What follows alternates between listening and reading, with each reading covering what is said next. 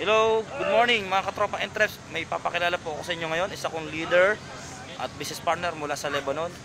Kilalanin natin siya kung sino siya at magkukwento siya paano siya napasali at paano niya ginagawa ang negosyo ngayon dito sa AIM Global. So ito na po siya. Hello po mga katropang Entreps. Ako po isang OFW sa Lebanon at doon ko po nakilala ang AIM Global. Dati po hindi po ako naniniwala dito kasi sabi-sabi lang po, pero noon po isip ko po na gusto kong may mabago sa buhay ko, kaya grab ko po itong opportunity na to at doon ko po nakita na ang AIM Global po ang makakatulong po sa ating mga OFW at sa lahat ng mga pangarap mo ay matutupad po dito basta determinado ka at willing kang matuto dito.